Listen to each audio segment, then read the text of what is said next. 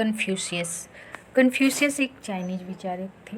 Chinese मतलब चीन के विचारक थे। इनका जो जन्म है वो 550 BC 550 BC में यानी ईसा पूर्व हुआ था और इनकी जो मृत्यु हुई थी 480 बिफोर क्राइस्ट यानी ईसा पूर्व में हुआ था। ये एक समाज सुधारक थे और इन्होंने सत्य, प्रेम और न्याय का संदेश दिया। दंड के स्थान पर इन्होंने चरित्र सुधार पर बल दिया। इनका एक स्टेटमेंट है, नेट जारफ ने पूछा था 2023 में, दूसरों के साथ वैसा व्यवहार नहीं करना चाहिए जैसा तुम स्वयं अपने साथ नहीं चाहते हो। एक अन्य मुख्य बात ये है कि ये महावीर और बुद्ध दोनों के ही समकालीन माने जाते हैं। चीन में जो इनका काल है उस समय राजनीतिक अस्थिरता का काल था, बहुत ही ज़्यादा राजनीतिक अस्थिरता थी। और इनका एक स्टेटमेंट है कि जो भी मनुष्य यानी जो मानव की सेवा नहीं कर सकता वह देवी देवताओं की सेवा करने के योग्य भी नहीं है।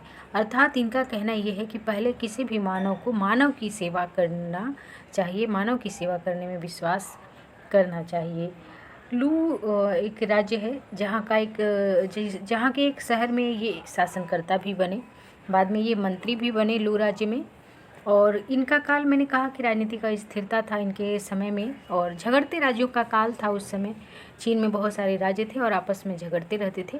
कन्फ्यूशियस के उपदेशों से चीन के समाज में स्थिरता आई बहुत ही।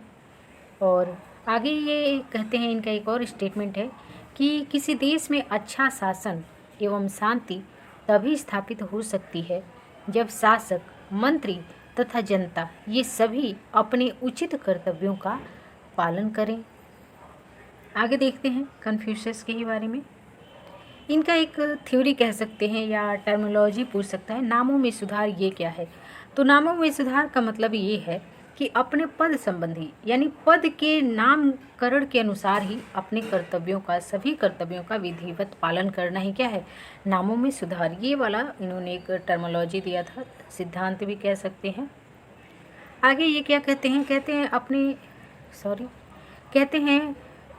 अपने विचारों को लिखित रूप देना आवश्यक इन्होंने नहीं समझा। कहते नहीं है, इन्होंने अपने विचारों को लिखित रूप देना नहीं आवश्यक समझा।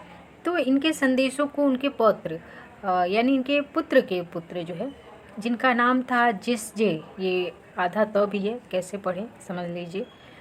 तो उनकी एक पुस्तक है औसत का सिद्धांत, जिसको डॉक्ट्रिन ऑफ द मीन कहते हैं। तथा इनके एक शिष्य हैं शॉन्गसिन, फिर से प्रारंभ में तो है, जो भी आप प्रोनाउंसिएशन कर सके।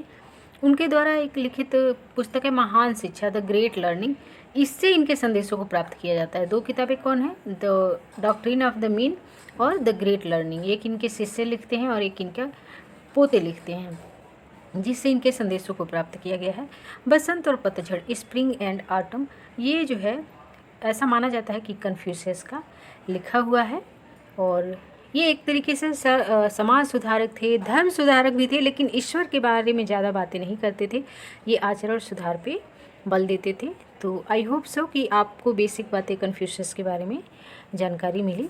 आपको और भी नए नए विचारकों के बारे में चाहिए आपको वीडियो संक्षेप में जानकारी, तो चैनल को सब्सक्राइब जरूर करें। अच्छा लगता है तो लाइक भी करें। धन्यवाद।